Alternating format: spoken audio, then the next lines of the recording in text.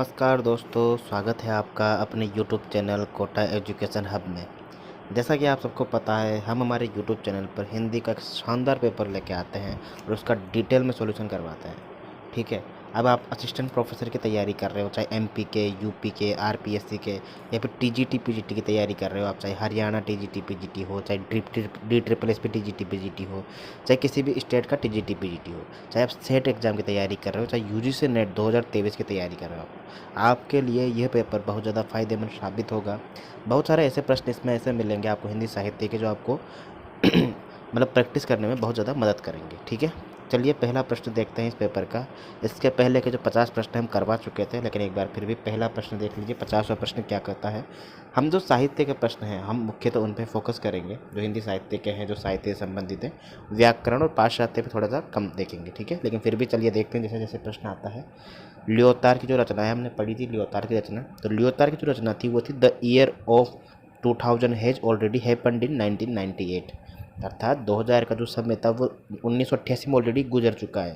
ऐसा है, बहुत अच्छी रचना है ये लियोतार की। The year 2000 has already happened in 1988।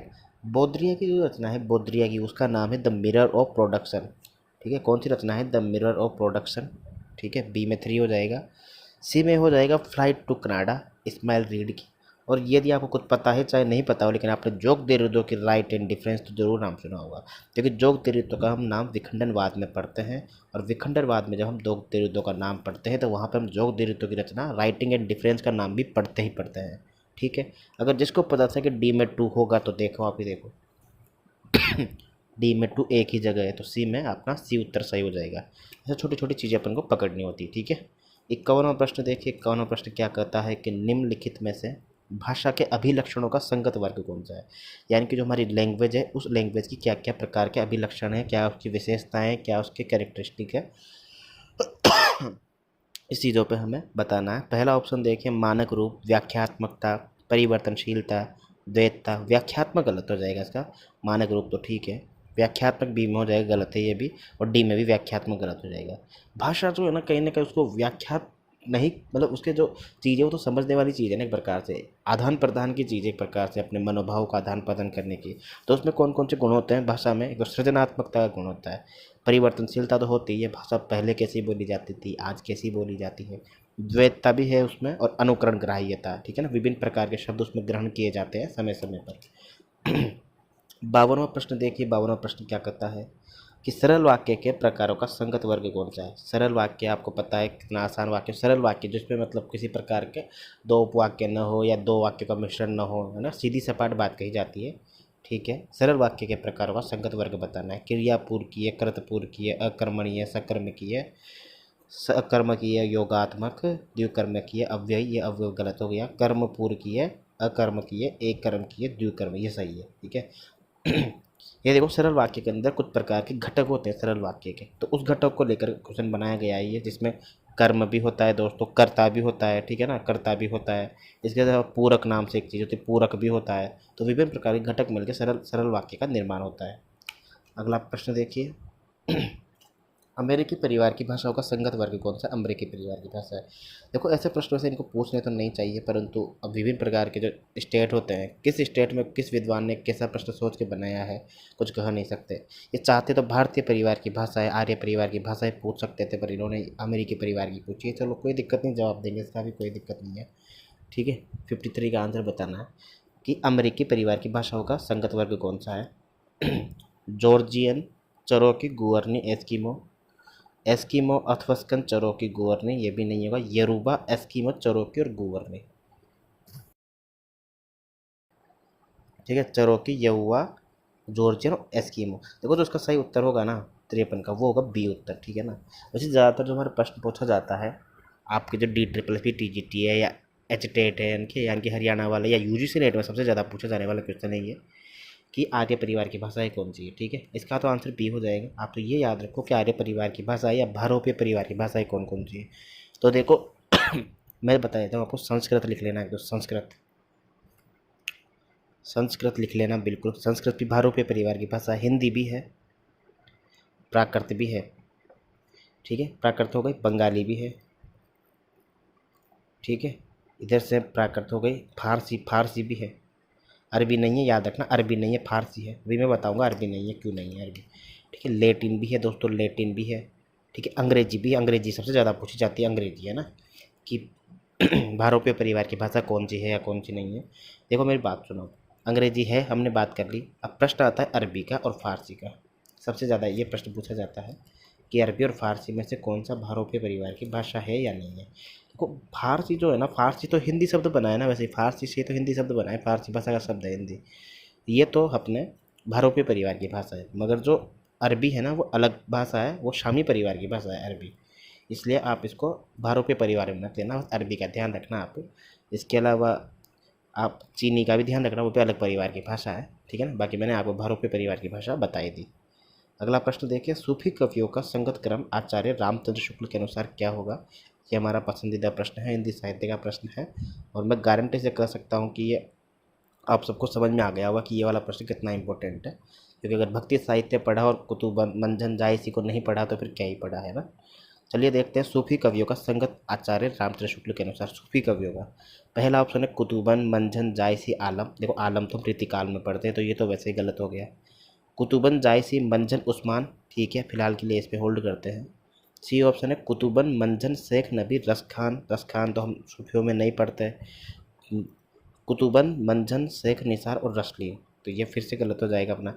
बचेगा अपने ऑप्शन कुतुबन जायसी मंझन और उस्मान। ये संगत क्रम है जो कि रामचंद्र शुक्ल के अनुसार, रामचंद्र शुक्ल ने अपने इस रचना में आज हिंदी साहित्य के इतिहास में इन्होंने इस क्रम में या फिर इन कवियों का वर्णन किया है। ठीक है, सबसे पहले तो उन्होंने किसका वर्णन किया है, मुल्ला दाऊद का किया है, और मुल्ला दाऊद की रचना चंदायन पढ़ते हैं हम। कौन सी रचना पढ़ते हैं, चंदायन। तो कब लिखी गई है, 1379 में, 1379। दूसरी हम रचना पढ़ते हैं कुतुबन की। ठीक है, कुतुबन की कौन सी रचना पढ़ते हैं, मृगावती। इसका समय हम पढ़ते हैं 1501। कुछ जगह 1503 भी लिखा हुआ मिलेगा, लेकिन अगर प्रश्न आ जाए कि, और एक रचना है अपने सत्यवती, ठीक है, है ईश्वर दास की ना सत्यवती, हरिश्चंद्र है ना, सत्यवती कथा, सत्यवती कथा नाम से जो रचना है उसका प्रकाशन वर्ष है 1501, और कुतुबन का भी जो रचना है मृगावती उसका प्रकाशन वर्ष भी 1501 है। परंतु अगर मिलान करने के लिए ऑप्शन आ जाए किसको मिलान करना है, तो पहले सत्यवती कथा को लेंगे, बाद में हम मृगावती रचना को उसके पीछे लगाएंगे। ठीक है, जायसी के हम पढ़ते हैं, जायसी के पद्मावत पढ़ते हैं 1540 में। मंझन की मधुमालती पढ़ते हैं 1545 में, मंझन की मधुमालती। उस्मान की चित्रावली पढ़ते हैं फिर 1601 में। ठीक है, उस्मान की चित्रावली। अगला प्रश्न देखिए, अगला प्रश्न क्या कहता है कि जायसी की रचनाओं का संगत वर्ग कौन सा है। कि जायसी की रचनाएं उससे बतानी कि जायसी की वर्ग जो रचना है उसमें संगत वर्ग यानी कि सभी रचनाएं जिसमें जायसी की वो बताना है। पहला ऑप्शन है पद्मावत चंदायन, तो चंदायन हमको पता है मुल्ला दाऊद की है। दूसरा, तीसरा ऑप्शन देखो उसमें चंदायन दे रखा है, चौथा देखो चंदायन दे रखा है, ये गलत हो जाएगा। यानी कि दूसरा वर्ग हमारे पास बचेगा जिसमें सारी की सारी रचनाएं किसकी है, जायसी की, अखरावट, पद्मावत, कन्हावत, आखिरी कलाम। ठीक है, मैं एक और काम की बात बता देता हूँ कि जायसी ग्रंथावली का संपादन जिन शुक्ल जी ने किया है उसमें सिर्फ और सिर्फ 3 रचनाओं का संपादन रामचंद्र शुक्ल ने किया है। पहली का नाम है पद्मावत, दूसरी इसके अंदर ही है वो, इसी ग्रंथावली के अंदर, आखिरी कलाम, और तीसरा है अखरावट, अखरावट। ठीक है, तो याद रखिएगा इन 3 का ही संकलन शुक्ल जी ने किया है। 1492 में जन्म हुआ था इनका, और 1540 में इन्होंने पद्मावत की रचना की थी। ठीक है, केशवदास की काव्य कृतियों का सही संगत क्रम बताना है कि सारी सारी रचनाएं कौन सी केशवदास की है, ये हमको इसका चयन करना है। ठीक है, देखो पहला ऑप्शन है कवि प्रिया, रसिक प्रिया, विज्ञान गीता, रतन बावनी। ठीक है, दूसरा ऑप्शन है कवि प्रिया, रसिक प्रिया, ललित तलाब आपको पता है मतीराम की रचना है, तो ये वर्ग तो वैसे ही गलत हो जाएगा। तीसरा देखिए कवि प्रिया, विज्ञान गीता, भाव विलास, तो ये भी गलत हो जाएगा क्योंकि भाव विलास जो है वो देव की रचना है। रसिक प्रिया रामचंद्र की, पद्माभरण, पद्माभरण जो कि केशवदास की रचना नहीं है, पद्माकर की रचना है। तो तीनों ऑप्शन गलत हो जाएंगे, बचा पहला ऑप्शन। सारी की सारी रचनाएं किनकी है, केशवदास की है। कवि प्रिया, रसिक प्रिया, विज्ञान गीता, रतन बावनी। इसके अलावा रामचंद्रिका, इनकी बहुत फेमस रचना है रामचंद्रिका। कहा जाता है कि तुलसीदास जी ने जब इनसे मिलने से मना कर दिया था तब इन्होंने एक रात के अंदर रामचंद्रिका की रचना की थी। इसके अलावा तो भी बात करें, इसके अलावा तो रतन बावनी हो ही गई, तो ये सारी की सारी इनकी फेमस रचना है। ठीक है ना।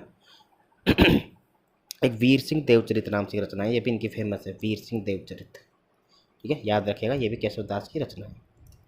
57वां प्रश्न देखिए, 57वां प्रश्न कहता है कि रीतिबद्ध कवियों का सही अनुक्रम बताने के सही क्रम कौन सा है रीतिबद्ध कवियों का। सबसे पहले मैं आपको बता देना चाहता हूँ कि ये रीतिकाल के जो कवि हैं उनको रीतिबद्ध, रीतिसद्ध, रीति मुक्त, इनमें 3 धाराओं में बांटा था। किसने बांटा था? ये विश्वनाथ ने बांटा था, विश्वनाथ मिश्र ने। ठीक है, विश्वनाथ मिश्र ने बांटा था। विश्वनाथ मिश्र वही है जिन्होंने रीतिकाल को श्रृंगार काल नाम की संज्ञा दी है। ठीक है, श्रृंगार काल की। इसके अंदर हम बात करें रीतिबद्ध की, जो कि रीति की बंधी बंधाई परिपाटी में अपनी रचनाएं करते हैं, उसका संगत बताना है। पहला ऑप्शन देखो, आलम तो आपको पता है रीति मुक्त में है, घनानंद भी रीति मुक्त में है, तीसरे में बोधा भी जो है वो रीति मुक्त में है। ठीक है, और चौथे में ठाकुर भी रीति मुक्त में है। तो मतलब रीतिबद्ध का कोई इसमें से युग्म बैठ ही नहीं रहा है, ऐसा है बिल्कुल, है ना। इस कारण ये डिलीट हुआ था। वैसे काफ़ी सारे प्रश्न इस पेपर में डिलीट हुए हैं। इसकी पीडीएफ आपको हमारे टेलीग्राम चैनल पे मिल जाएगी, इसका लिंक डिस्क्रिप्शन में दिया हुआ है। और आंसर टिक के साथ हम टिक लगा के देंगे किसका आंसर क्या है, किसका आंसर क्या नहीं है, और जिसका डिलीट हुआ है उसके सामने हम डिलीट लिखकर आपको ये पीडीएफ प्रदान कर दी जाएगी। ठीक है, 58वां प्रश्न देखिए, राम काव्यधारा के कवियों का संगत वर्ग कौन सा है? संगत वर्ग बताना है राम काव्यधारा से संबंधित कवियों का। अब आप जानते हैं कि राम काव्यधारा में हम ईश्वरदास को पढ़ते हैं, तुलसीदास को पढ़ते हैं, कृष्णदास और नंददास को नहीं पढ़ते क्योंकि ये कृष्ण भक्ति शाखा के कवि हैं। विष्णुदास, तुलसीदास, नाभादास, श्याम सखे को नहीं पढ़ते हैं हम, सूरदास, बेनी माधवदास, तुलसी केशवदास को हम नहीं पढ़ते हैं। फिर से केशवदास नाम आ गया है, तो ये सब के सब रचनाएं इसमें भी गलत हो गया। इसका मतलब ये भी गलत हो जाएगा क्योंकि इसमें भी डिलीट हुआ था, ये क्वेश्चन भी डिलीट हुआ था। ठीक है, 59वां प्रश्न देखिए, 59वां प्रश्न क्या कहता है अपना, अच्छा इसी के नीचे है 59वां। आचार्य रामचंद्र शुक्ल के अनुसार भक्ति काल के फुटकल रचनाकारों का संगत वर्ग कौन सा है? फुटकल रचनाकारों से मैं बता दूं आपको कि रामचंद्र शुक्ल ने जब भक्ति काल को खत्म कर दिया था, उसके बाद भक्ति काल से फुटकल रचनाकारों से नाम से एक टॉपिक प्रकरण उन्होंने बनाया था। ठीक है, तो उसमें कौन कौन से कवियों का उन्होंने जिक्र किया है, इसके हमें यहाँ पे उत्तर देना है। मैं आपको बता देना चाहता हूँ कि उन्होंने जो फुटकल वालों का वर्णन किया है, पहले मैं उत्तर दे देता हूँ आपको, ठीक है ना, कि 59 का आंसर क्या होगा। कृपाराम, नरोत्तम दास, आलम और ध्रुवदास। ध्रुवदास गलत हो जाएगा क्योंकि ये तो हम पहले पढ़ते हैं जब हम कृष्ण भक्ति के कवि पढ़ते हैं। कृपाराम, नरोत्तम दास, रसखान और आलम तो नहीं होगा बिल्कुल भी ये, क्योंकि आलम ये सब हम रीतिकाल में पढ़ते हैं, नहीं आलम पढ़ते हैं लेकिन ये रसखान नहीं पढ़ते हैं, तो रसखान की वजह से गलत हो जाएगा ये। कृपाराम, आलम, नरोत्तम दास और श्री भट्ट भी गलत हो जाएगा, श्रीधर भट्ट भी नहीं पढ़ते हम, लेकिन ये जो सही होगा उत्तर होगा अपना वो डी हो जाएगा। कृपाराम, नरोत्तम दास, आलम और गंग, इन कवियों का वर्णन जो रामचंद्र शुक्ल उन्होंने पहले ही कर दिया था भक्ति काल की फुटकल रचनाओं में। और महत्वपूर्ण बात बता दूं आपको मैं, केशवदास का जो जिक्र है, केशवदास के बारे में जो जानकारी है और सेनापति के बारे में जो जानकारी है, दोनों के बारे में जानकारी भी भक्ति काल के फुटकल रचनाकारों में ही दे दी थी। रीतिकाल शुरू होने के बाद रीतिकाल के प्रवर्तक आचार्य के रूप में रामचंद्र शुक्ल ने चिंतामणि त्रिपाठी का नाम लिया है। रीतिकाल के प्रवर्तक आचार्यों में रामचंद्र शुक्ल चिंतामणि त्रिपाठी को रीतिकाल के प्रवर्तक आचार्य माना जाता है। उनको 1604 या 1609 उनका जन्म बताया जाता है। 1604 और 1609 दोनों ही सही है, ज़्यादा सटीक 1604 है। ठीक है, काव्य विवेक, काव्य प्रकाश, कवि कुल कल्पतरु, ये सब रचनाएं किसकी है? चिंतामणि त्रिपाठी की है। ठीक है, 1555 हम जन्म केशवदास का मानते हैं और 1589 ये जन्म मानते हैं हम सेनापति का। 60वां प्रश्न देखिए, 60वां प्रश्न क्या कहता है, रामचंद्र शुक्ल के निबंधों का संगत वर्ग कौन सा है? अब रामचंद्र शुक्ल ने कुछ निबंध लिखे हैं, उनमें से कुछ ऐसे निबंध बताने जो सारे के सारे शुक्ल जी के निबंध हैं। ठीक है दोस्तों, पहला ऑप्शन देखिए, साहित्य की उपयोगिता, हालावाद, उत्साह, क्रोध। बी ऑप्शन है आलोक पर्व, में तो आलोक पर्व नहीं होगा, आपको पता है आलोक पर्व इनका निबंध है, क्या बोलते हैं, हजारी प्रसाद द्विवेदी का। तीसरा ऑप्शन है कविता क्या है, बिल्कुल करुणा, हिंदी और हिंदुस्तानी और उपन्यास। ये चारों के चारों निबंध जो है वो रामचंद्र शुक्ल के लिखे हुए हैं। तो 60 में जो हमारा उत्तर हो जाएगा वो होगा कविता क्या है, करुणा, हिंदी और हिंदुस्तानी उपन्यास, हिंदुस्तानी और उपन्यास। ठीक है, रामचंद्र शुक्ल के जो निबंध संग्रह है इनके 4 भागों में डिवाइड है, वो चिंतामणि नाम से लिखे गए हैं। चिंतामणि भाग 1, भाग 2, भाग 3 और भाग 4। ठीक है, चिंतामणि भाग 1 का प्रकाशन हुआ था 1939 में। इसका जो पहला नाम था चिंतामणि भाग 1 का जो पहला नाम था, पहले जो नाम था उसका नाम था विचार विधि। पहले ये विचार विधि के नाम से प्रकाशित हुआ था। ठीक है, उसके बाद चिंतामणि के नाम से। चिंतामणि के जो चारों भाग हैं, तो पहले भाग का प्रकाशन तो किया है शुक्ल जी ने, दूसरे भाग का प्रकाशन किया है विश्वनाथ प्रसाद मिश्र ने, तीसरे का किया है नामवर सिंह ने और चौथे का किया है उनकी पोती कुसुम चतुर्वेदी ने। ठीक है ना, किसी के साथ मिलकर किया है, ओम प्रकाश जी ऐसा कुछ नाम है, तो कुसुम चतुर्वेदी। 61वां प्रश्न देखें, निराला की कृतियों की संगत वर्ग कौन सा है कि जिसमें सारी की सारी रचनाएं निराला की हो। ठीक है।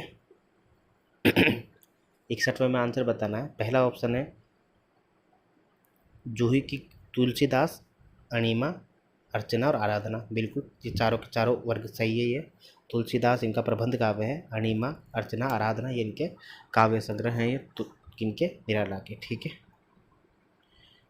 तो अपना सही उत्तर हो जाएगा पहला उत्तर। ठीक है।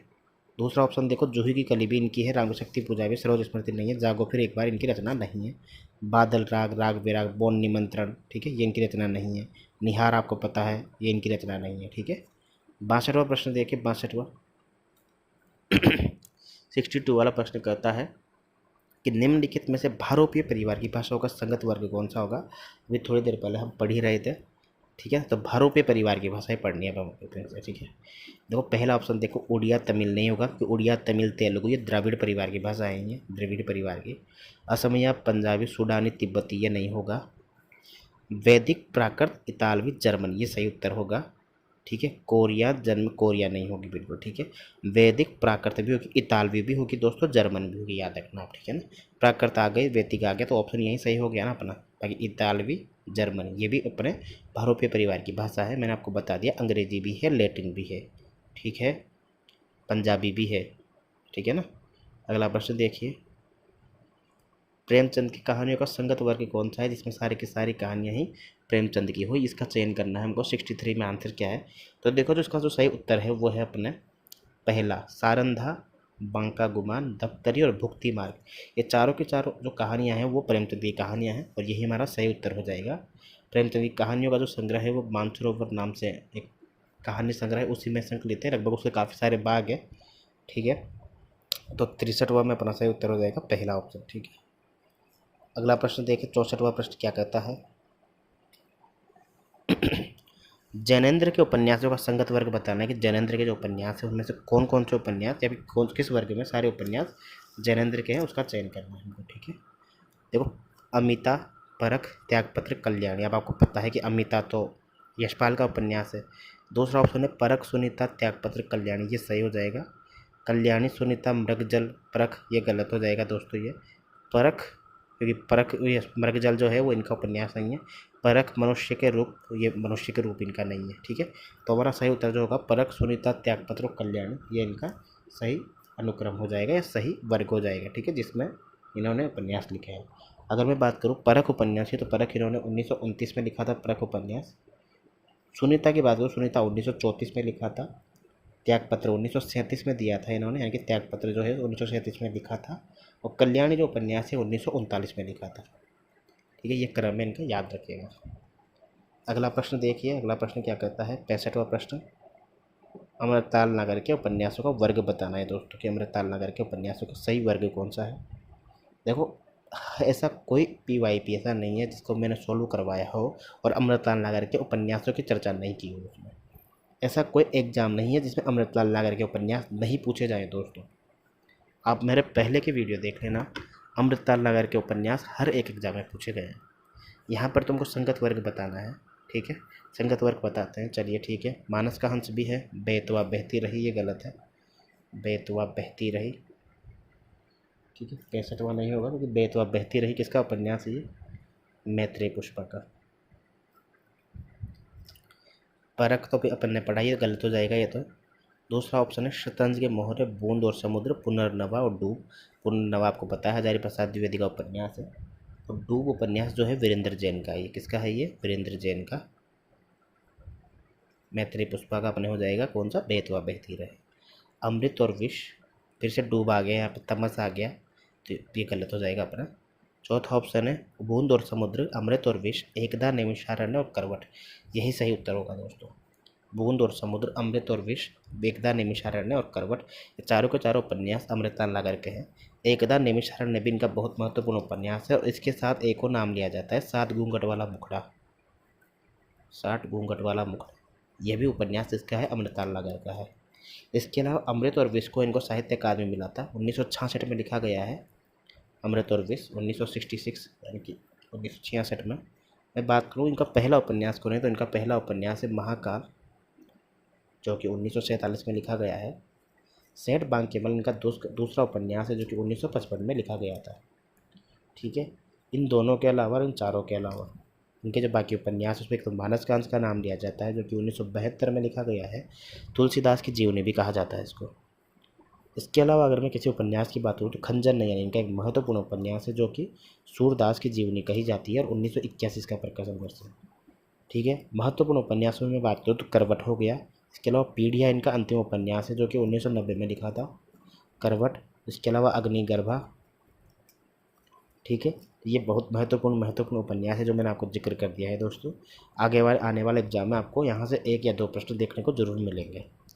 66 प्रश्न देखिए, निम्नलिखित में से वाचिक अभिनय का संगत वर्ग कौन सा है। वाचिक अभिनय का, ठीक है ना, वाचिक अभिनय का वर्ग बताना है। 66 में सही उत्तर बताना है, क्या होगा। चलिए बताइए दोस्तों क्या होगा 66 का सही उत्तर। ऑप्शन पहला है विलाप, स्थैर्य, प्रगल्भता या संदेश। ठीक है, प्रगल्भता आने के कारण गलत हो जाएगा ये। ठीक है, संदेश, प्रलाप, आलाप, फिर प्रगल्भता गलत हो जाएगा ये। संलाप, प्रलाप, संदेश या निर्देश, ये सही हो जाएगा दोस्तों। ठीक है, वाचिक अभिनय होता है जिसके द्वारा हम मुंह से अपने बातें करते हैं या कहीं ना कहीं अपनी चीज़ें बताते हैं ना। मुंह से हमारे जो हाव भाव होते हैं उनसे जो चीज़ें निकलती है उसको वाचिक अभिनय बोलते हैं, मुंह से बोलकर। संलाप हम बोल के करते हैं, प्रलाप भी बोल के करते हैं, संदेश भी बोल के करते हैं, निर्देश भी बोल के देते हैं। ठीक है, इसलिए सही उत्तर हो जाएगा सी वाला, क्योंकि आप बाकी ऑप्शन देखें। शोभा, अब शोभा को आप कैसे, शरीर की शोभा है वो तो दिखेगी ना, बस ऐसा है वो। ठीक है ना, इस प्रकार से बाकी विकल्प गलत हो जाएंगे, सी उत्तर सही हो जाएगा। हम जब पढ़ते हैं अनुभव, तो अनुभव को कितने प्रकार के होते हैं, 4 प्रकार के अनुभव पढ़ते हैं वहाँ पे। ठीक है ना, वाचिक, सात्विक, कायिक और आहार्य, ये 4 प्रकार के हम अनुभव पढ़ते हैं दोस्तों। ठीक है, अगला प्रश्न देखें 67 वाला प्रश्न। इन नामवर सिंह के आलोचना का संगत वर्ग कौन सा है, कि जिसमें नामवर सिंह की आलोचनाएं सारी की सारी, उसका चयन करना है 67 में। ठीक है, तो 67 में हमारा आंसर क्या होगा। पहला ऑप्शन देखते हैं कि हिंदी के विकास में अपभ्रंश का योग। ठीक है, कविता के नए प्रतिमान, दूसरी परंपराएं खोज, वाद विवाद संवाद। ठीक है, तो ये पहला उत्तर जो है ना यही सही हो जाएगा दोस्तों हमारा, क्योंकि इसमें जो सारी रचनाएं दे रही है ना, हिंदी के विकास में अपभ्रंश का योग, कविता के नए प्रतिमान, दूसरी परंपराएं खोज, वाद विवाद संवाद, ये सारी की सारी रचनाएं किसकी है, ये खुद सारी की सारी रचनाएं नामवर सिंह की लिखी हुई है। ठीक है ना, सारी की सारी रचनाएं। अगर इसमें मैं बात करूँ तो हिंदी के विकास में अपभ्रंश का योग, ये 52 में लिखी है, 1952 के आसपास लिखी है इन्होंने ये। कविता के नए प्रतिमान, ये 1968 में लिखी गई है, ये 1968 में। ठीक है, दूसरी परंपराएं खोज में 2 आ रहा है, 2 का मतलब 1982 में लिखी है दूसरी परंपराएं खोज। ठीक है ना, और वाद विवाद संवाद इन्होंने लिखा है 1990 के आसपास, यानी कि 1989 और 1990 दोनों मिलता है। याद रखना, नामवर सिंह बहुत बड़े आलोचक है हिंदी साहित्य के, और हिंदी की पहली कहानी इन्होंने निर्मल वर्मा की परिंदे मानी, आपको पता है इसे। ठीक है ना, इसके अलावा अगर मैं अन्य ऑप्शनों की बात करूँ तो प्रगतिशील साहित्य के मानदंड, ये रांगे राघव की रचनाएं हैं। किसकी रचनाएं हैं, प्रगतिशील साहित्य के मानदंड रांगे राघव की। हिंदी नवलेखन, ठीक है, हिंदी नवलेखन किसकी रचनाएं है, हिंदी नवलेखन यह है रामस्वरूप चतुर्वेदी की है हिंदी नवलेखन। ठीक है, इसके अलावा एक है रचना के सरोकार। ठीक है ना, रचना के सरोकार, ये रचना है अपने विश्वनाथ प्रसाद तिवारी की है। रचना के सरोवर विश्वनाथ प्रसाद तिवारी की एक रचना है अपने पास, ये रही दो आप की जो रचना है उसने किसने की है, शमशेर बहादुर सिंह ने। दो आप जो रचना है वो शमशेर बहादुर सिंह की रचना है, दो आप। ठीक है, अगला प्रश्न देखते हैं। अगला प्रश्न क्या करता है दोस्तों, 68, स्त्री यात्रा साहित्यकार का संगत वर्ग बताना है, कि स्त्री यात्रा साहित्यकार का सही वर्ग कौन सा होगा, जिसमें सारी स्त्रियाँ उसका चयन करना है जिन्होंने यात्रा साहित्य लिखा है। ठीक है,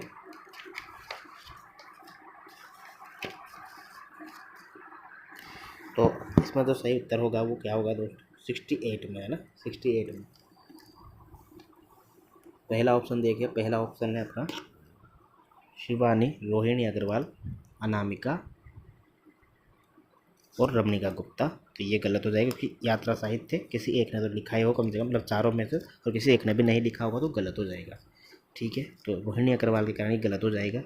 दूसरा ऑप्शन देखिए रमणिका गुप्ता, नासिरा शर्मा, अनामिका और कृष्णा सोबती। अनामिका ने भी कोई यात्रा साहित्य नहीं लिखा, इसलिए गलत हो जाएगा। तीसरा ऑप्शन देखिए, चौथे ऑप्शन देखिए, इसमें भी अनामिका आ रहा है तो गलत हो जाएगा। ठीक है, सी ऑप्शन देखिए आप, ये शिवानी, रमणिका गुप्ता, नासिरा शर्मा और गगन गिल। ठीक है, ये यहाँ पे सही उत्तर होगा, क्योंकि शिवानी की जो रचना है वो हम पढ़ते हैं कौन सी, यात्रिक नाम से, 1980 के आसपास, यात्रिक, ये इनकी रचना है, यात्रा साहित्य के पर लिखी हुई, स्त्री यात्रा साहित्य पे। रमणिका गुप्ता तो अपने आप में एक बहुत बड़ी लेखिका हैं, जिन्होंने स्त्री के ऊपर बहुत कुछ लिखा है। आदिवासी साहित्य यात्रा इन्होंने लिखी है, ठीक है ना, जो कि बहुत महत्वपूर्ण है। इसके अलावा इनकी आत्मकथा हम पढ़ते हैं, हाथ से आप खुदरी। ठीक है, नासिरा शर्मा की बहुत फेमस रचना है दोस्तों, जहाँ फव्वारे लहू रोते हैं। ठीक है, इसके अलावा गगन गिल की एक रचना है अवाक, अवाक, जो कि कैलाश मानसरोवर से संबंधित है, कैलाश मानसरोवर से संबंधित है अवाक। अगला प्रश्न देखिए, 69 वाला प्रश्न क्या कहता है। 69 में बताना आपको कि भारतीय काव्यशास्त्र के सिद्धांतों का संगत वर्ग कौन सा है, इनके भारतीय काव्यशास्त्र से जुड़े हुए सिद्धांत कौन कौन से, उसका उत्तर देना है। देखो पहला ऑप्शन देखिए उद्दात का सिद्धांत, उद्दात सिद्धांत आपको पता है ये लॉन्जाइनस का है, तो ये पहला वर्ग तो वैसे ही गलत हो जाएगा। दूसरे में देखिए आप त्रासदी ऑप्शन में है, त्रासदी तो किसका सिद्धांत है, त्रासदी का, अरस्तु का, तो ये भी गलत हो जाएगा। तीसरा उत्तर सही होगा दोस्तों, रीति, ध्वनि, अपरोक्ति और चित्त, चारों के चारों सिद्धांत भारतीय काव्यशास्त्र के आचार्य के हैं, भारतीय आचार्य के, इसलिए सही उत्तर हमारा सी हो जाएगा। आपको पता है कि रीति के प्रवर्तक आचार्य कौन है, वामन है, तो रीति संप्रदाय के प्रवर्तक आचार्य वामन। ध्वनि के आनंदवर्धन है, जिनका समय 9वीं शताब्दी है, आनंदवर्धन ध्वनि के। वक्रोक्ति के कौन है, कुंतक। ठीक है, वक्रोक्ति जीवितम नाम की किताब भी है। और वो चित्त किसका दर्शन है, ये शैमेंद्र का, और वो चित्त संप्रदाय के प्रवर्तक भी माने जाते हैं शैमेंद्र, याद रखना। अगला प्रश्न देखिए, 70वां प्रश्न क्या कहता है कि मार्क्सवाद की विशेषताओं का कौन सा वर्ग संगत है, यानी कि जिसमें मार्क्सवाद की विशेषताएं शामिल होती है, जिस वर्ग में, या फिर जिस वर्ग में सारी की सारी विशेषताएं मार्क्सवाद से संबंधित हो। ठीक है, पहला ऑप्शन देखिए ऐतिहासिक विकासवाद, क्रांति, द्वंद्वात्मक भौतिकवाद, मानवतावाद। दूसरा ऑप्शन है रहस्यवाद, मनोविश्लेषणवाद। मनोविश्लेषणवाद गलत है, रहस्यवाद भी गलत है, क्योंकि छायावाद की विशेषता है रहस्यवाद। तो सी है कलावाद, विकासवाद, भौतिकवाद, ये गलत हो जाएगा। उपयोगितावाद, ये उपयोगितावाद आने से गलत हो जाएगा। ठीक है, ठीक है, द्वंद्वात्मक और रहस्यवाद भी इसमें आ रहा है। ठीक है, रहस्यवाद भी। देखो दोस्तों, मार्क्सवाद की जो विशेषता का वर्ग है ना, वो सही उत्तर होगा पहला ऑप्शन, ऐतिहासिक बहुत विकासवाद। वो चाहते हैं कि इतिहास से हमने जो सीख के हम समाज का विकास करें। क्रांति को ये बिल्कुल मानते हैं, और क्रांति में हिंसा का प्रयोग भी ये मानते हैं कि क्रांति में हिंसा का प्रयोग जरूरी है अगर बात आन पड़े तो। ठीक है, द्वंद्वात्मक भौतिकवाद ये मार्क्सवाद की विशेषता है, और मानवतावाद। ठीक है, तो मानवतावाद भी यहाँ पे सही उत्तर हो जाएगा, 70 में सही उत्तर हो जाएगा ए। मार्क्सवाद आपको पता होगा, हिंदी में भी एक समय आया था प्रगतिवाद, उसको मार्क्सवाद के नाम से जाना जाता है, प्रगतिवाद को। 1938 से लेकर 1943 तक उसका समय माना जाता है। लोग 1936 बताते हैं, जो कि गलत है। 1938 का सही समय है, 1938 से लेकर 1943, फिर 1943 के बाद प्रयोगवाद शुरू हो जाता है, तार सप्तक के प्रकाशन वर्ष से। ठीक है, 71वां प्रश्न देखिए, निम्नलिखित में से रचना काल की दृष्टि से बूंद की रचनाओं का सही अनुक्रम क्या होगा। ये बूंद गलत है दोस्तों, यहाँ पे बूंद नहीं होगा, यहाँ पे वृंद होगा। ठीक है ना, वृंद की रचनाओं का सही अनुक्रम बताना है कि वृंद की रचनाओं का सही अनुक्रम क्या होगा। पहला ऑप्शन देखते हैं, यमक सतसही, पवन पचीसी, भाव पंचाशिका और 12 मासा। पहला ऑप्शन सही होगा दोस्तों। यहाँ पे वृंद जो है हम भक्ति काल में इनका वर्णन पढ़ते हैं, तो जो इनका सही क्रम होगा वो होगा अपना, नहीं पहला नहीं होगा दोस्तों, गलती से बता दिया। यमक सत से पवन पचीसी भाव, अच्छा इसमें क्रम पूछा है, मुझे लगा संगत वर्ग पूछा बताना है, तो पहला नहीं होगा। पवन पचीसी, यमक सत से 12 मासा, ये भी मतलब क्रम के हिसाब से ये भी गलत है, क्योंकि सारी रचना है तो सही वृंद की, लेकिन क्रम के हिसाब से सही उत्तर होगा डी होगा, कि 12 मासा पहले लिखी है इन्होंने, फिर भाव पंचाशिका लिखी है, फिर पवन पचीसी, और फिर यमक शब्द से इन्होंने सबसे लास्ट में लिखी है। तो यही क्रम आपको याद रखना है वृंद की रचनाओं का, 12 मासा, भाव पंचाशिका, पवन पचीसी और फिर यमक शब्द से। ठीक है, जैसे 25 पहले आ रहा है, फिर 70 पहले बाद में आ रहा है, इस टाइप से ना, पहले 12, फिर भाव, फिर 25, तो 12, फिर भाव से 12, फिर 25, फिर 70, है ना, ऐसे याद रखो आप। अगला प्रश्न देखिए, 72वां प्रश्न क्या कहता है, 72, प्रेमाख्यान काव्य, एक सेकेंड, दोबारा पेपर खोलना पड़ेगा। हाँ, प्रेमाख्यान काव्यों का कालक्रमानुसार सही क्रम कौन सा है। अब प्रेमाख्यान काव्य दे रखे हैं, यहाँ से क्रम से बताना। अब क्रम वाले प्रश्न आ चुके हैं दोस्तों, ठीक है ना। तो पहला ऑप्शन है पद्मावत, चित्रावली, अनुराग बांसुरी, प्रेम पयोनिधि। दूसरा ऑप्शन है चित्रावली, तो ये गलत हो जाएगा क्योंकि चित्रावली बाद में लिखी गई है। तीसरा भी गलत हो जाएगा क्योंकि अनुराग बांसुरी ये सब पद्मावती के बाद है। और चौथा भी गलत हो जाएगा। सही उत्तर जो हमारा होगा पद्मावत, चित्रावली, अनुराग बांसुरी और प्रेम पयोनिधि। पद्मावती 1540 में लिखी गई रचना है जायसी की। चित्रावली कब लिखी गई है? चित्रावली लिखी गई है 1613 में, ठीक है ना। इससे पहले मैंने शायद 1601 बोला था ना, वो गलत था। 1613 इसका सही उत्तर होगा, वो गलती से निकल गया होगा। उस्मान की चित्रावली 1613 में पढ़ते हैं।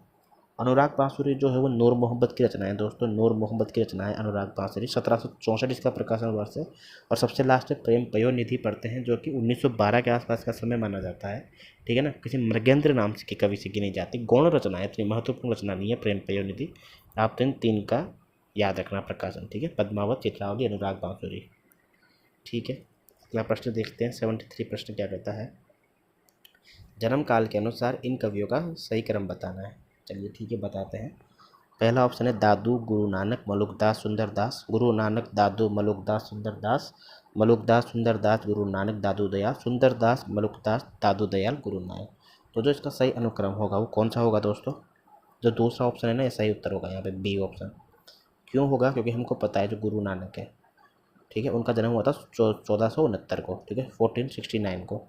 1544 में हम जन्म मानते हैं दादू दयाल का। राजस्थान का कबीर भी कहा जाता है दादू दयाल को। मलुकदास का जन्म 1574 में माना जाता है, 1574 में। और सुंदरदास जो वो शास्त्रवादी आचार्य थे, जो मतलब सबसे पढ़े लिखे थे संत कवियों में, इनका जन्म 1596 में माना जाता है, ठीक है ना, 1596। तो 1469, 1544, 1574, 1596। कबीर का जन्म 1398 माना जाता है, ठीक है ना, याद रखना। कबीर का जन्म 1398 माना गया है। धर्मदास का जो जन्म है कबीर के शिष्य, उनका जन्म माना गया 1418, ठीक है। धर्मदास का माना गया 1418 धर्मदास का। मीरा का जन्म 1498 माना गया, याद रखना बिल्कुल, ठीक है। कभी भी कोई सा भी पूछ ले आपको याद रखना बस ऐसा है, ठीक है। इसके अलावा कुंभन दास का देख लीजिए, कुंभन दास का 1468 है। कुंभन दास का इसलिए बता रहा हूँ क्योंकि इनका जन्म सूरदास से पहले हुआ था, ठीक है ना। सूरदास सबसे फेमस कवि है कृष्ण भक्त कवियों में, परंतु सूरदास से भी बड़े कुंभन दास है जो उनसे 10 साल बड़े हैं। 1468 में इनका जन्म हुआ है और 1478 में सूरदास का जन्म हुआ है, ठीक है। अगला प्रश्न देखिए 74। निम्नलिखित रचनाओं का कालक्रमानुसार सही अनुक्रम बताना है। यहाँ पे कुछ रचनाएं दी गई है, ये आदिकाल की रचनाएं, आदिकाल से पूर्व लिखी गई जो है ना, जिसको हम पढ़ते हैं। तो सही अनुक्रम बताना है, जो इसका सही आंसर क्या होगा आदिकाल में इन रचनाओं का? जीवदया रास, ठीक है ना, आबुद रास, नेमिनाथ रास और गया सुकुमार रास। तो इसका सही उत्तर पहला वाला ही होगा दोस्तों, जीवदया रास, आबू रास, नेमिनाथ रास और गया सुकुमार रास। जीवदया रास किसकी रचना है दोस्तों? जीवदया रास आपके फेवरेट कवि की रचना है, जिसका नाम है आशुग। और आशुगु की रचना हर बार पूछी जाती है चंदन बाला रास। चंदन बाला रास, ऐसा कोई एग्जाम नहीं है जिसमें न पूछी जाए। आशुगु की रचना है चंदन बाला रास, उसी की रचना है जीवदया रास, ठीक है। तो सबसे पहले जीवदया रास ये रचना लिखी गई थी, ये 1200 के आसपास रचना लिखी गई थी, 1200 के आसपास। फिर आबू रास लिखी गई है, उसके बाद आबू रास किसकी रचना है? ये पलहण की रचना है, पलहण की, ठीक है। ये 13वीं शताब्दी में लिखी गई है, लेकिन 13वीं शताब्दी में स्टार्टिंग में लिखी गई है ना। नेमिनाथ रास कौन किसकी रचना है? नेमिनाथ रास, नेमिनाथ जो रास रचना है वो है सुमतिगण की। आपने नाम सुना होगा सुमतिगण, ठीक है, सुमतिगण की रचना है। और कब लिखी गई है ये? ये 1250 के आसपास लिखी गई है, 1231 के आसपास का समय बैठता है, ठीक है, 1231 मान सकते हैं, लेकिन ये भी 13वीं शताब्दी में लिखी गई है। और गयासु कुमार रास, गयासु कुमार रास किसकी रचना है? ये कवि देलहन की है ये, ठीक है ना, कवि देलहन, कवि देलहन। इनका वैसे एग्जैक्ट समय नहीं मिलता है, मतलब किताबों में मिलता है लेकिन वो एग्जैक्ट समय नहीं होता, सब किताबों में अलग अलग मिलता है, लेकिन जो क्रम मिलता है वो यही क्रम मिलता है, बस क्रम याद रखना है इसका, ठीक है। 74 में उत्तर हो जाएगा ए। 75 वाला प्रश्न देखिए, कालक्रमानुसार अवधि की रचनाओं का सही अनुक्रम बताना है कि अवधि की रचनाएं कौन कौन सी है। चलिए ठीक है, अवधि की रचनाओं का सही अनुक्रम बताना है, ठीक है। चंदायन, सत्यवती कथा, पद्मावत और रामलला नहुचू, ठीक है। सत्यवती कथा, चंदायन, पद्मावत, राम, अच्छा ये सारी की सारी रचनाएं मतलब है तो अवधि क्रम से बताना है। चलिए ठीक है, क्रम जमा देते हैं, कोई दिक्कत नहीं, क्रम में तो अपन माहिर हैं, ठीक है। चंदायन 1379 में लिखी गई है, मुल्ला दाऊद की, हमको बताया। सत्यावती कथा 1501 में लिखी गई है, ईश्वरदास करत। पद्मावत मैंने आपको बताया 1540 में लिखी गई है, चाय सीखे। और रामलला नहु जो तुलसीदास की रचना है 1586 में, ठीक है। ऐसे याद रखना, रामलला नहु छू से 86, ठीक है। रामलला नहु छू 1586 इसकी रचनाएं ये तुलसीदास की, ठीक है। चारों रचनाएं अवधि की हो गई हमारे, ठीक है। मैं आपको बता दूं तुलसीदास ने ब्रजभाषा और अवधि दोनों में रचनाएं की है।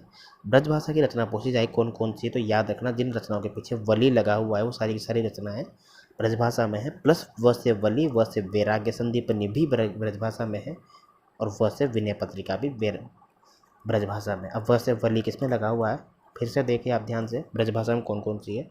व से वली लगने वाली सारी रचनाएं किसकी है, ब्रजभाषा में है। व से वैराग्य संदीपनी भी है, व से विनय पत्रिका भी ब्रजभाषा में है, वैराग्य संदीपनी भी है, और वली वाली सारी कौन कौन सी, पार्वती मंगल नहीं, कृष्ण गीतावली, कृष्ण गीतावली, फिर से गीतावली, फिर दोहावली, ठीक है ना। ये सारी सारी रचनाएं किसकी है, ये है अपने ब्रजभाषा में लिखी हुई रचनाएं, ठीक है। अगला प्रश्न देखिए, इसके अलावा एक रचना आती है रामाज्ञा प्रश्नावली, वो नहीं है, वो अवधि में है, उसका ओरिजिनल नाम रामाज्ञा प्रश्न है। लोग जबरदस्ती रामाज्ञा प्रश्नावली लिख देते हैं जो कि गलत है, ठीक है ना। तो रामाज्ञा प्रश्न है उसका नाम, रामाज्ञा प्रश्नावली होने के बावजूद भी अवधि में ही है, वो पहले ही उसमें वली लग रहा हो। 76वां देखिए, 76वां प्रश्न क्या करता है, कवियों को, राम भक्ति धारा के कवि, उनका सही अनुक्रम बताना है कि जन्म के अनुसार क्या उनका सही अनुक्रम होगा। चलिए देखते हैं, बनादास, नाभादास, तुलसीदास, विष्णुदास, नाभादास, विष्णुदास, बनादास, तुलसीदास, बनादास, नाभादास, विष्णुदास, तुलसीदास, और विष्णुदास, तुलसीदास, नाभादास और बनादास। कॉमन सेंस की बात है, आपको पता है कि नाभादास से पहले तुलसीदास पैदा होते हैं और तुलसीदास से पहले हम विष्णुदास का जन्म पढ़ते हैं, ठीक है। बनादास ये की बाद के कवि हैं, तो ठीक है ना, ये तो 1800-1900 के कवि हैं तो वैसे भी, इनका हम बाद में जिक्र करते हैं, ठीक है। ये हमारा इसका सही अनुक्रम होगा। तुलसी का जन्म 1532 याद रखना, आपको याद होगा इसे। नाभादास का जन्म हम पढ़ते हैं 1585 के आसपास, ठीक है ना। 1585, 1570 पे लिखा हुआ होता है कहीं जगह, 1570 ज़्यादा मान्य है वैसे, 1570, ठीक है। नाभादास वही है जिन्होंने भक्तमाल की रचना की है, ठीक है ना। इसके अलावा विष्णुदास का जन्म पहले पढ़ते हैं, विष्णुदास का जन्म माना जाता है 1407 के आसपास, ठीक है। 1410, 1407 ऐसा है बिल्कुल, लेकिन अगर एक चयन करना हो आपको तो 1410 के आसपास मान सकते हो आप, ठीक है, 1410 के आसपास, ठीक है।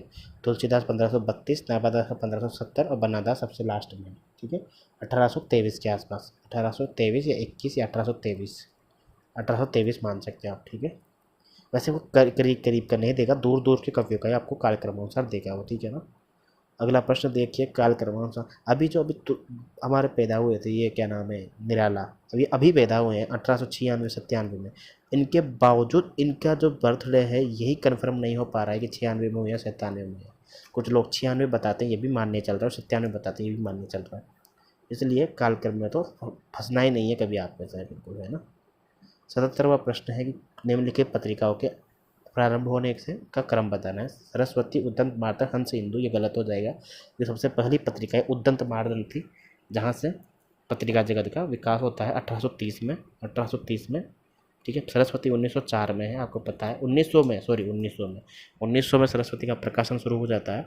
1903 में इसके संपादक बनते हैं महावीर प्रसाद द्विवेदी, पर 1900 इसका सही उत्तर होगा, क्योंकि 1900 में ही सरस्वती का प्रकाशन स्टार्ट हो जाता है। इसके बाद हम पढ़ेंगे इंदु। इंदु जो 1909 में इसका प्रकाशन हुआ था, इंदु का 1909 में जयशंकर प्रसाद की पत्रिका थी ये। और हंस का प्रकाशन कब से होता था, हंस का होता था 1929 में, प्रेमचंद से जुड़ी हुई पत्रिका थी, ठीक है। तो सही उत्तर हमारा हो जाएगा 3, ठीक है। उद्दंत, मार्तंड, सरस्वती, इंदु, हंस। हंस 1929 प्रेमचंद से संबंधित बताइए मैंने, इंदु 1909 जयशंकर प्रसाद से संबंधित 1900, ठीक है ना। श्याम सुंदर दास इसके पहले संपादक थे, श्याम सुंदर दास, बाद में फिर महावीर प्रसाद द्विवेदी बनते हैं। और उद्दंत मार्तंड जुगल किशोर चतुर्वेदी, ठीक है, जुगल किशोर की पत्रिका है ये। 1830 इसका प्रकाशन वर्ष है, 1830। 78वां प्रश्न देखिए, 78वां प्रश्न क्या कहता है, निम्नलिखित रचनाओं का सही अनुक्रम बताने की, सही अनुक्रम क्या होगा इनका, ठीक है। तो चलिए बताते हैं। 84 वैष्णवन की मात्रा, वार्ता, भक्तिमाल, भाव प्रकाश और वल्लभ दिग्विजय। पहला उत्तर इसका सही उत्तर होगा दोस्तों, 84 वैष्णव की वार्ता। और ये सब जो 84 वैष्णव की वार्ता है 1640 के आसपास लिखी गई है, गोकुलनाथ की रचना है ये। भक्तिमाल फिर उसके बाद मानी जाती है, ठीक है, नाभादास की रचना है ये। भाव प्रकाश और वल्लभ दिग्विजय, ठीक है, भाव प्रकाश है अपने देव की रचना है ये, ठीक है ना। और वल्लभ दिग्विजय किसकी रचना है ये, परमानंद दास की। ठीक है ना। 1 मिनट के लिए 78 को आप होल्ड करना दोस्तों। क्यों होल्ड करना? क्योंकि जो ये प्रश्न है ना, इसमें कोई सा भी ऐसा विकल्प नहीं है जो इसमें सही है। आंसर की में इसका आंसर ए माना गया है, लेकिन ये गलत है। ठीक है ना, ये भी गलत है, इसका आप कोई उत्तर सही नहीं होगा, क्योंकि भक्तिमाल जो है वो पहले लिखी गई है दोस्तों। ये नापद दास की जो रचनाएं पहले लिखी गई है, 84 वैष्णव की मात्रा बाद में लिखी गई है। और भक्तिमाल इसमें से देखा जाए तो इसमें पहले है, फिर 84 वैष्णव की मात्रा है, फिर भाव प्रकाश। लेकिन भाव प्रकाश के पहले ये लिखी गई है वल्लभ दिग्विजय। और देखो इसमें भाव प्रकाश पहले आ रही है, भाव प्रकाश सबसे लास्ट में आनी चाहिए, जबकि ऐसा है। ठीक है, भाव प्रकाश आपने पढ़ा होगा, शारदा तनय की रचना है भाव प्रकाश। ठीक है, तो आप सिर्फ रचनाकारों के नाम याद रख लो, इसका प्रकाशन वर्ष आप भूल जाओ थोड़ी देर के लिए, क्योंकि ये ऑफिशियल आंसर की में भी गलत दिया हुआ है इसका। ठीक है ना, तो हम पढ़ेंगे भक्तमाल, तो अपने किसकी पढ़ते हैं? नापादास की। भाव प्रकाश जो रचना है वो है अपने शारदा तनय की, शारदा तनय की। वल्लभ दिग्विजय रचना है परमानंद दास की। और 84 वैष्णवन की मात्रा वार्ता, और 252 वैष्णवन की मात्रा ये है गोकुलनाथ की, विठलनाथ के पुत्र थे गोकुलनाथ। 79 प्रश्न देखिए। ठीक है, प्रबंध काव्यों का कालक्रम की दृष्टि से सही क्रम बताना, ये भी गलत है दोस्तों, इसमें भी आंसर गलत दे रखा है। ठीक है ना, परंतु इसमें भी कोई भी क्रम जो है वो सही नहीं बैठेगा। क्यों नहीं सही बैठेगा? क्योंकि देखिए आप, है ना, कनुप्रिया का जो प्रकाशन वर्ष है, कनुप्रिया कितना है दोस्तों? कनुप्रिया का प्रकाशन 1959 है। धर्मवीर भारती की रचना है ना कनुप्रिया। लोकायतन का 1964 है। ठीक, यहाँ तक सही है। उर्वशी का 1961 है, दिनकर की रचना है ये। उत्तर जय का जो प्रकाशन वर्ष है 1965 है। अच्छा ठीक है, इसमें तो बैठ रहा है। ठीक है, पी ऑप्शन सही होगा इसमें, कनुप्रिया, लोकायतन, उर्वशी और उत्तर जय। ठीक है, 1954, 1964, उर्वशी 1961 और उत्तर जय 1964। उर्वशी प्रसाद ने भी लिखी है, 1909 में लिखी है वो। ठीक है, प्रसाद की जो रचना है उर्वशी, वो 1909 में लिखी है। दिनकर की रचना है, जिसको ज्ञानपीठ पुरस्कार भी मिला हुआ है। ठीक है, 80वां प्रश्न देखिए। अंतस्थ व्यंजनों का सही अनुक्रम क्या होगा? बहुत आसान प्रश्न है। यह वर्ग जो होता है वो पूरे अंतस्थ व्यंजन होते हैं। ठीक है, यह वर्ग है तो ए र ल व सही उत्तर हो जाएगा अंतस्थ व्यंजन, य र ल व। अगला प्रश्न देखिए दोस्तों, 81वां प्रश्न क्या कहता है? निम्नलिखित उपन्यासों का सही क्रम बताने की सबसे पहले कौन छपा था, बाद में कौन छपा था? ठीक है, तो देखो नूतन चरित्र, नूतन चरित्र ये सबसे पहले छपा था। ये कब छपा था ये? ठीक है ना, ये छपा था अपने लगभग 1800 के आसपास, मतलब 1870 के आसपास छपा था ये। प्लेगर, ठीक है, प्लेडर नाम से कोई कवि है, प्लीडर। ठीक है, उनकी रचना है ये प्लीडर। ठीक है, गौण रचना है, कोई इंपॉर्टेंट नहीं है। नूतन ब्रह्मचारी इंपॉर्टेंट है, ये तो आपने पढ़ा होगा। ठीक है, 1886 में नूतन ब्रह्मचारी। ठीक है, विधवा संपत्ति पढ़ा होगा आपने, विधवा संपत्ति किसकी है? 1888 में है ये। ठीक है, राधाचरण गोस्वामी की विधवा विपत्ति, विधवा विपत्ति, सॉरी, विधवा संपत्ति नहीं है, विधवा विपत्ति 1888 राधाचरण गोस्वामी की। और जया जो रचना है वो है कार्तिक प्रसाद खत्री की, कार्तिक प्रसाद खत्री। तो जो सही उत्तर कार्तिक प्रसाद खत्री की जया। ठीक है, विधवा विपत्ति जो है वो किसकी हो जाएगी? राधाचरण गोस्वामी की। और नूतन ब्रह्मचारी उसके बाद 1886 में। ठीक है, कौन नूतन ब्रह्मचारी किसकी रचना है? बालकृष्ण भट्ट की है ना। और नूतन चरित्र किसकी है? प्लीडर की, प्लीडर की रचना है 1870 के आसपास। ठीक है, अगला प्रश्न देखते हैं। औपचारिक रचनाओं का सही अनुक्रम कौन सा होगा? कुछ रचनाएं दे रखी, इनका क्रम बताना है। ठीक है ना, निम्नलिखित औपचारिक रचनाओं का सही अनुक्रम, तो वो सबसे सही उत्तर होगा वो हमारा होगा विराटा की पद्मिनी। ठीक है, अप्सरा, चित्रलेखा और वयम रक्षा। ठीक है, पहला ऑप्शन यहाँ पे सही उत्तर इसमें दे रखा है। लेकिन मेरी बात सुनाओ, विराटा की पद्मिनी का जो सही उत्तर होगा ना, जो प्रकाशन वर्ष है वो कितना है? वृंदावन लाल वर्मा का रचना है ये। इसका सही जो है ना, जो सही प्रकाशन वर्ष है वो है 1936। विराटा की पद्मिनी 1936 इसकी रचना है वृंदावन लाल वर्मा की। ठीक है, अप्सरा जो रचना है वो निराला की है, 1931 में लिखी हुई। ठीक है, चित्रलेखा किसकी रचना है? चित्रलेखा है 1934 में लिखी हुई, भगवती चरण वर्मा का उपन्यास है ये। और वयम रक्षाम जो है 1955 में लिखा हुआ उपन्यास है ये, चतुर्सेन शास्त्री का। ठीक है, यही क्रम इसका याद रखना आप। विराटा की पद्मिनी, अप्सरा 1931, चित्रलेखा 1934 और वयम रक्षाम 1955। ठीक है, ये इसका क्रम है, बाकी इसके अलावा कोई भी क्रम इसमें सही नहीं बैठ रहा है। और ये हमने सही उत्तर आपको बता दिया है, ये इसका वास्तविक सही उत्तर होगा। ठीक है, मानता हूँ पहला क्रम इसमें क्रम से नहीं बैठ रहा है, परंतु इसके अलावा कोई तीसरा विकल्प इसमें सही नहीं है। 83 ऑप्शन देखिए। प्रकाशन वर्ष की दृष्टि से निम्नलिखित कहानियों का सही अनुक्रम बताना है कि प्रकाशन वर्ष के अनुसार इन कहानियों का क्या क्रम होगा। पहला है सोचे वतन, ठीक है। फिर है चिंगारियाँ, तो चिंगारियाँ इसमें, क्योंकि चिंगारी का जो प्रकाशन वर्ष है वो है 1925।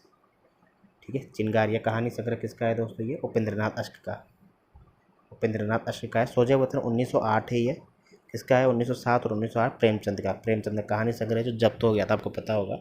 इसी के अंदर दुनिया का अनमोल रत्न कहानी संग्रह भी था, इसी के अंदर दुनिया का अनमोल रत्न कहानी भी थी। चिंगारिया उपेंद्रनाथ अश्क की है 1925 में। आकाशदीप 1929 में है ये, 1928-29 दोनों माना जाता है। जयशंकर प्रसाद का कहानी संग्रह है ये। इसके अलावा वातायन तो 1939 में है, जैनेन्द्र का वातायन। 84वां प्रश्न देखिए, राष्ट्रीय काव्यधारा के कवियों का सही अनुक्रम बताना है, क्योंकि राष्ट्रीय काव्यधारा से संबंधित कवि हैं। ठीक है, कौन कौन से हैं दोस्तों कवि? सुभद्रा कुमारी चौहान भी है, माखनलाल चतुर्वेदी भी है, बालकृष्ण शर्मा नवीन भी है, दिनकर भी है। दूसरा ऑप्शन, अच्छा कवियों का सही अनुक्रम मतलब जन्म के अनुसार बताना है इनका। ठीक है, माखनलाल चतुर्वेदी, बालकृष्ण शर्मा नवीन, सुभद्रा कुमारी चौहान, दिनकर, यही सही उत्तर होगा दोस्तों। माखनलाल चतुर्वेदी का जो जन्म था वो 1889 में हुआ था। ठीक है, 1889 में। बालकृष्ण शर्मा का जन्म 1897 में हुआ था। ठीक है, 1897 में। सुभद्रा कुमारी का जन्म जो है वो महादेवी वर्मा से 2 साल बड़ी हैं। ठीक है ना, 1905 में जन्म हुआ है सुभद्रा कुमारी चौहान का, 1905 में। दिनकर और सुभद्रा और ये महादेवी वर्मा दोनों का एक ही साल में जन्म हुआ है, 1907 में। ठीक है, दिनकर 1907 में, सुभद्रा कुमारी चौहान 1905 में, बालकृष्ण शर्मा नवीन 1897 में, माखनलाल चतुर्वेदी 1889 में। 85वां प्रश्न देखिए, जगदीश चंद्र वर्मा की एकांकी या नाटकों का कालक्रमानुसार सही क्रम बताना है। यानी एकांकी भी हो सकते हैं, नाटक भी हो सकते हैं। एकांकी भी एक प्रकार का नाटक ही होता है। ठीक है ना, 85 का सही उत्तर बताना है। 85 में क्या होगा, देखो पहला ऑप्शन है। ठीक है, इसमें सही उत्तर होगा पहला। ठीक है, शारदिया, कलिंग विजय, रीढ़ की हड्डी और मकड़ी का जाला, ये सारी की सारी रचनाएं इनके क्रम से होगी। ठीक है ना, शारदीय, कलिंग विजय, रीढ़ की हड्डी। शारदिया जो है इनका 1951 में लिखी गई एकांकी है। ठीक है, शारदिया। उसके बाद फिर कलिंग विजय लिखा है इन्होंने।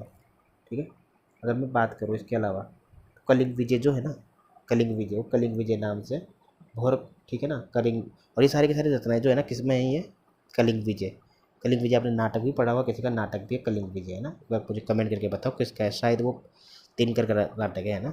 कलिंग विजय, रीढ़ की हड्डी, मकड़ी का जाला, ये सारी की सारी रचनाएं एक इनका संग्रह है, एकांकी संग्रह भोर का तारा। ठीक है ना, भोर का तारा जो एकांकी संग्रह उसके अंदर संकलित है, इसी क्रम में है वो। ठीक है ना, याद रखना, इसका सही उत्तर होगा पहला ऑप्शन 1। ठीक है, 86वां प्रश्न देखिए, नाटकों का सही अनुक्रम बताना है। चलिए ठीक है, इस बार बढ़िया प्रश्न आया है ये। कबीरा खड़ा बाजार में 1981 इसका प्रकाशन वर्ष है ये। भगवत भवन किसका है ये, भगवती किसका है ये, कबीरा खड़ा बाजार में किसका है ये, भीष्म का है ना, भीष्म साहनी का। भीष्म साहनी का है ये कबीरा खड़ा बाजार में। ठीक है ना, उसके अलावा बकरी 1974 में लिखा गया नाटक है ये। किसका नाटक है, सर्वेश्वर दयाल सक्सेना का। शुतुरमुर्ग जो है, शुतुरमुर्ग लिखा गया 1960 में। ठीक है, ज्ञानदेव अग्निहोत्री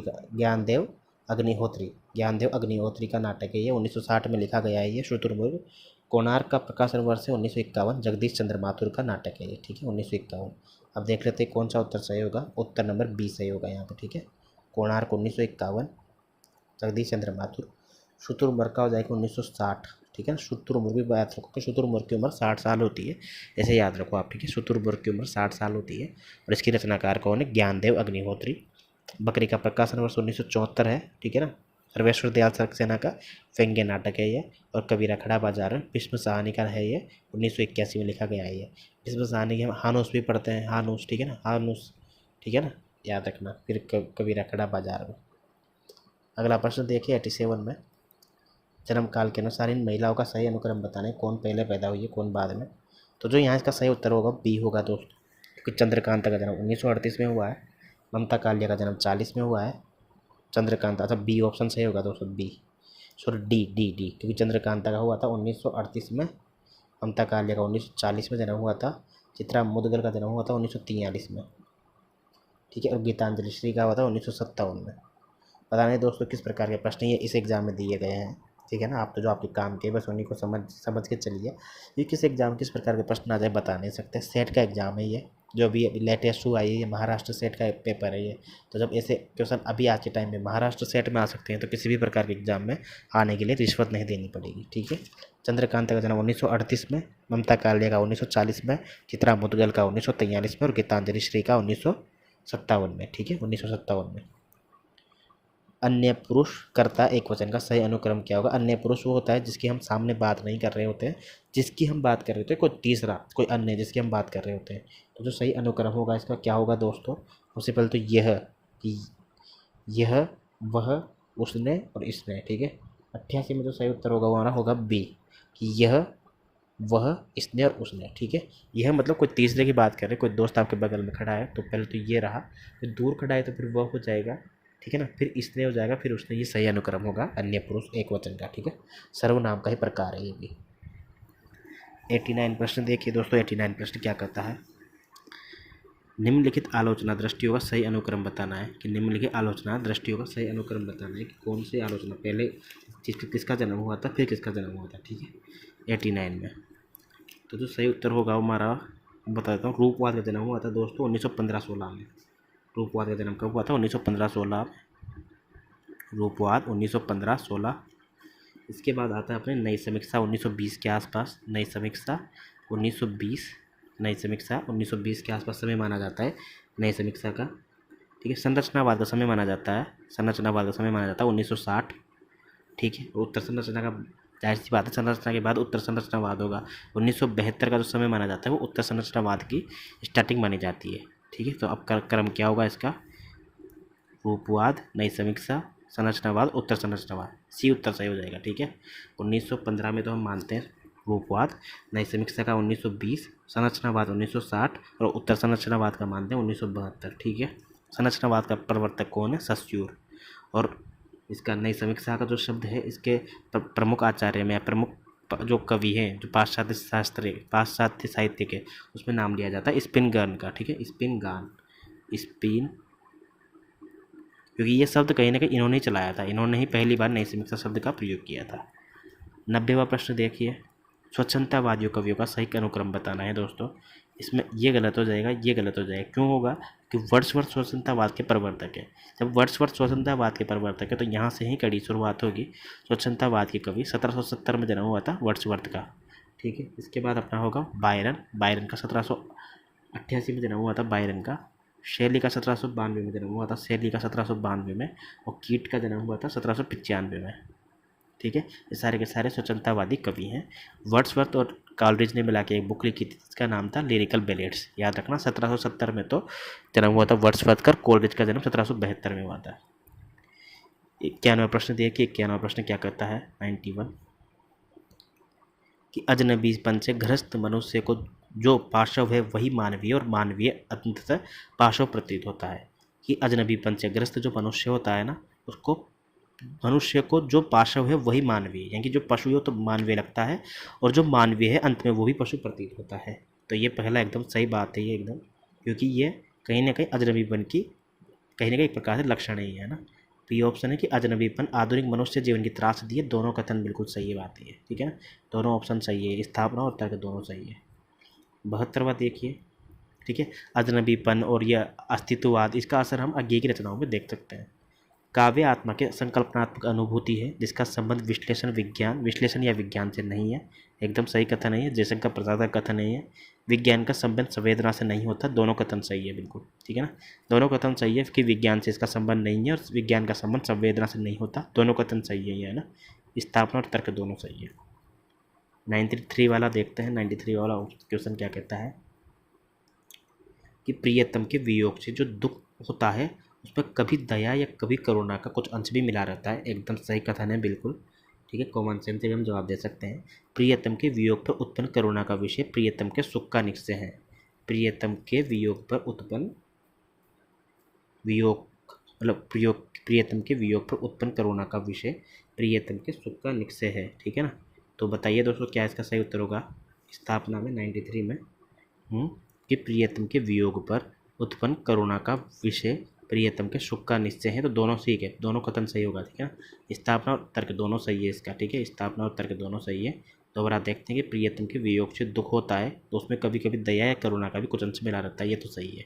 लेकिन जब प्रियतम का वियोग होता है, उत्पन्न होने पर करुणा का विषय प्रियतम के सुख का निश्चय है, ठीक है ना। तो कहीं ना कहीं अगर मैं कहीं ना कहीं किसी को याद करते हैं तो सामने के लिए सुखदायक होता है ना, कि चलो कोई तो मुझे याद कर रहा है।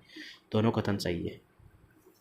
94 वाला देखिए, कि गोस्वामी जी के प्रादुर्भाव को हिंदी काव्य के क्षेत्र में एक चमत्कार समझना चाहिए। कि गोस्वामी जी के प्रादुर्भाव को एकदम सही कथन है और गोस्वामी जी चमत्कार में विश्वास करते थे, ये गलत हो जाएगा। गोस्वामी जी के प्रादुर्भाव को तो चमत्कार समझ सकते हैं, लेकिन गोस्वामी जी चमत्कार में विश्वास बिल्कुल भी नहीं करते थे, वो भक्ति में विश्वास करते थे। ठीक है ना। तो इसमें हो जाएगा ए सही, आर गलत, यानी सी ऑप्शन सही हो जाएगा 94 में सी। 95 देखिए, स्त्री पुरुष संबंधों से मुक्ति नहीं बल्कि अधिकारों की अपेक्षा रखती है, एकदम सही कथन है। जो स्त्री पुरुष है ना, जब स्त्रियां हैं ना, वो पुरुषों से संबंधों की मुक्ति नहीं रखती बल्कि वो अधिकारों की अपेक्षा रखती है कि हमें भी अधिकार मिलना चाहिए। सही कथन है ये बिल्कुल एकदम। स्त्री विमर्श से नारी जीवन में परिवर्तन की अपेक्षा है, दोनों कथन चाहिए बिल्कुल। स्त्री विमर्श में कहीं ना कहीं नारी जीवन से परिवर्तन की अपेक्षा है। ठीक है ना, नारी जीवन में परिवर्तन होना चाहिए, उसकी अपेक्षा है। 96 है कि रस न सुखात्मक वर्ग है न दुखात्मक वर्ग है, रस दशा हृदय की मुक्तावस्था का नाम है। शुक्ल जी की पंक्तियाँ ये। और रसानुभूति मानसिक परितोष है। ठीक है, रसानुभूति मानसिक परितोष है, ये भी सही कथन है। ए और आर दोनों सही हो जाएगा। ठीक है। 97 में बताया, 97 में प्रश्न देखते हैं। कवि परमात्मा की बात के व्याख्याकार मात्र है। कवि जो होता है परमात्मा की बात के व्याख्याकार मात्र है, एकदम सही कथन है। वहाँ बोलने वाला ईश्वर ही होता है जो कवि के माध्यम से अपनी बात कह देता है, दोनों कथन चाहिए। स्थापना और आर तर्क दोनों कथन चाहिए, दोबारा पढ़ लेना, मैं इस PDF को ग्रुप में डाल दूंगा। मनोविश्लेषणवाद में सबसे ज़्यादा महत्व व्यक्ति के मन को दिया जाता है, ये भी सही कथन है, क्योंकि व्यक्ति का मन सामाजिक प्रतिबंधों की कैद से होकर जड़ हो जाता है। क्योंकि व्यक्ति का मन सामाजिक प्रतिबंधों में पड़कर कैद होकर जड़ हो जाता है, दोनों कथन चाहिए दोस्तों ये। ठीक है ना। मनोविश्लेषणवादी उपन्यास हमने पढ़ा है शेखर एक जीवनी अज्ञेय का। 99 देखिए 1999 मतलब 99 का क्वेश्चन क्या करता है कि अतिशयोक्ति अलंकार में उपमेय को छिपाकर उसमें उपमान का भेद दिखाया जाता है। अतिशयोक्ति अलंकार में उपमेय को छिपाकर उसमें उपमान का भेद दिखाया जाता है। चलिए ठीक है, एक प्रकार से मान लेते हैं बात। बी वाला ऑप्शन देखते हैं तब तक कि उपमेय को छिपाकर उसमें उपमान को भेद दिखाया जाना कविता में असंभव है, ये तो गलत है। चलो, उपमेय को छिपाकर उपमान को भेद दिखाया जाना ये तो संभव है, कोई दिक्कत नहीं है। इसमें कहा है असंभव है, तो गलत है ये, क्योंकि ऐसा नहीं है, संभव है जबकि। और ए ऑप्शन कहता है अपना कि अतिशयोक्ति अलंकार में उपमेय को छिपाकर उसमें उपमान का भेद दिखाया जाता है, ये गलत है बिल्कुल। ये सही है एकदम। ये सही इसलिए है दोस्तों कि किसी भी चीज़ की एकदम बढ़ चढ़कर जब तारीफ की जाती है, ठीक है ना। जैसे कि मान लो कि एक हाथ से पर्वत को हिला देना, तो एक हाथ की तुलना पर्वत से की जा रही है, क्योंकि ये असंभव कार्य है ना बिल्कुल। तो हाथ ये अपना उपमेय हो गया, ये उपमान को छुपा दिया गया और उपमान को ही उसमें बता दिया गया, वही उपमान को कहीं ना कहीं से मिला दिया गया। तो उपमेय को छिपाकर उसमें उपमान का भेद दिखा दिया गया, मतलब हाथ की तुलना पर्वत से कर दी भैया। क्या संभव है? ऐसा नहीं है ना, पर अतिशयोक्ति में ऐसा किया जाता है, उपमेय को छिपाकर उपमान का भेद दिखाया जाता है, तो ये सही है एकदम। ठीक है ना, ए सही होगा, आर गलत होगा। ए सही, आर गलत, ए ऑप्शन सही हो जाएगा। ठीक है। अंतिम क्वेश्चन देखते हैं आज का अपना अंतिम क्वेश्चन क्या है। व्यक्ति का वास्तविकताओं के साथ जो द्वंद्वात्मक संबंध होता है वही काव्य आदि में व्यक्त होता है। चलिए ठीक है, मान लेते हैं सही का ऑप्शन है ये भी। भाई व्यक्ति का जो वास्तविक जीवन में जो द्वंद्व होगा वही तो काव्य में व्यक्त होगा ना। काव्य और कला में वातावरण और व्यक्ति की मूल प्रवृत्तियों का संबंध नहीं होता, होता है बिल्कुल, तो ये गलत हो जाएगा। क्योंकि काव्य में वातावरण और व्यक्ति की मूल प्रवृत्तियों का संबंध होगा तभी तो वो अपने अंदर से चीज़ें लिख पाता है, अपनी चीज़ों को भी कहीं ना कहीं उसमें डाल पाता है। ठीक है ना, तो हमारा सही उत्तर हो जाएगा ए सही, आर गलत, तो सी ऑप्शन सही हो जाएगा। ठीक है, ये हमने बाकी क्वेश्चन जो इस पेपर के थे वो भी हमने कर लिए हैं। आपके जो भी सुझाव हो आप कमेंट में बता सकते हैं। वीडियो अगर अच्छा लगा हो तो लाइक कर दीजिएगा, ठीक है, और नहीं लगा हो तो भी डिसलाइक कर दीजिएगा। आपको लाइक और डिसलाइक दोनों का आपको अधिकार है। और अगर ज़्यादा कहना चाहते हो तो आप कमेंट कर सकते हैं। अच्छा लगा हो तो भी आप कमेंट करके जाइए, नहीं लगा हो तो भी आप कमेंट करके जाइए। ठीक है, PDF आपको डिस्क्रिप्शन में जो लिंक दिया हुआ है टेलीग्राम का उसमें मिल जाएगा। बाकी मिलते हैं अगले वीडियो के साथ, तब तक के लिए bye bye, take care, thank you.